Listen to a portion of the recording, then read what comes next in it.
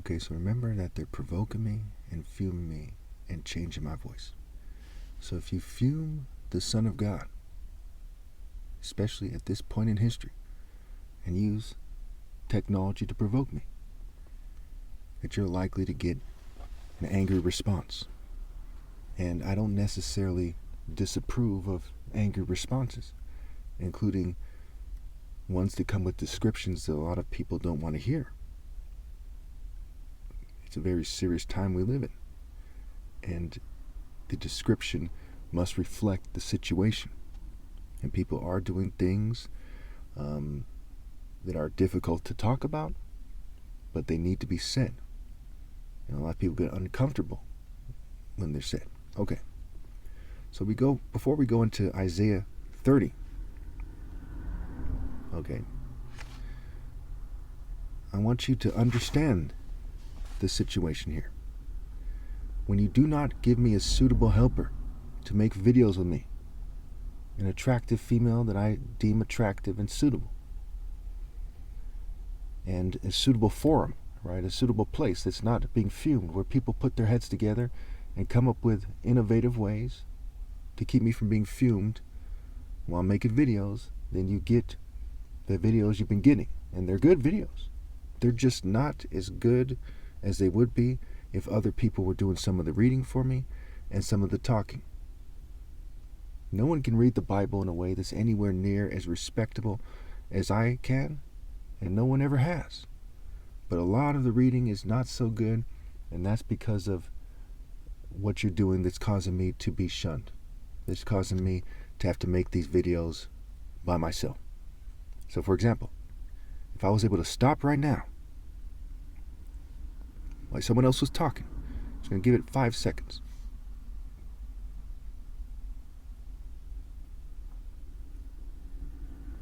Then I could then pick up again in a more controlled manner and read Isaiah 30. I'll start with verse 25. In the day of great slaughter, when the towers fall, streams of water will flow on every high mountain and every lofty hill. The moon will shine like the sun, and the sunlight will be 7 times brighter, like the light of 7 full days, when the Lord binds up the bruises of his people and heals the wounds he inflicted. See, the name of the Lord comes from afar with burning anger and dense clouds of smoke.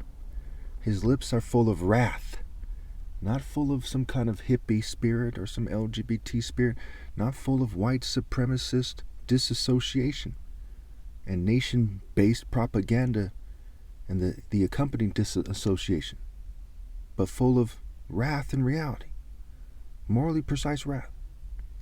And his tongue is a consuming fire. His actions consume the enemies of God. When you don't obey God, immediately your souls rot, and they continue to rot. You become pathetic no matter how much makeup you put on, no matter what kind of suit you're wearing. The reality is, those who rebel against God are pathetic. There is no worthwhile life for the wicked. The wicked are those who do not obey God through me with all their heart. That is the greatest commandment. It boils down to obeying God through me with all your heart, because that's how you love God, with all your heart and being. And there's many a beta who wishes they could remove me from the process, and God despises them for their wishes. His breath is like a rushing torrent rising up to the neck. He shakes the nations in the sieve of destruction.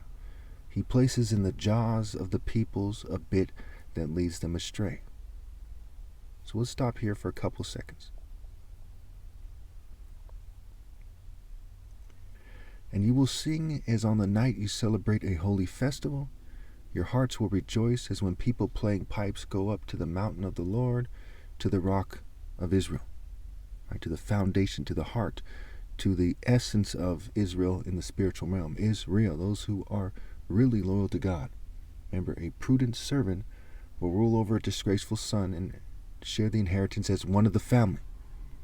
Those who obey the commands of God are my family. The Lord will cause people to hear his majestic voice and will make them see his arm coming down with raging anger and consuming fire, with cloudburst, thunderstorm, and hail. So is this the fairy depiction you see in the church depictions? No. Is it LGBT? No. Is it military? No offense to the military or anyone else.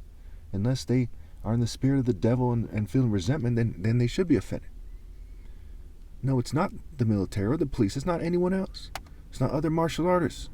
Okay, it's the Royal African Falcon martial art, raging anger, consuming fire, cloudburst, thunderstorm, and hail. Why?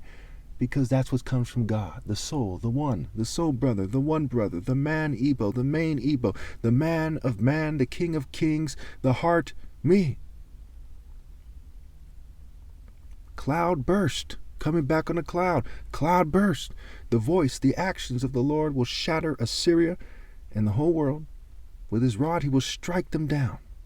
Every stroke the Lord lays on them with his punishing club will be to the music of timbrels and harps as he fights them in battle with the blows of his arm, with the blows of his arm.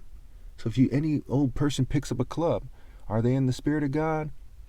No.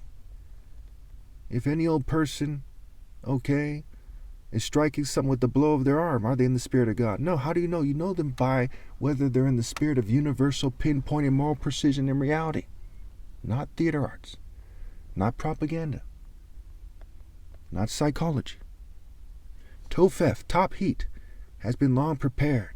It has been made ready for the king. Its fire pit has been made deep and wide, with an abundance of fire and wood. So what has been made ready for the top heat? Right, hiat, heart. The word heart is like the word heat. Our heat, the sun, the symbol of the bridegroom, Psalm 19. With an abundance of fire and wood, the breath of the Lord like a stream of burning sulfur sets it ablaze. So what causes hell to be a lake of burning sulfur? The actions of the Lord. When you can't be right with God, when you can't walk in the way of righteousness, along the paths of justice, in the wisdom and spirit of God, what happens?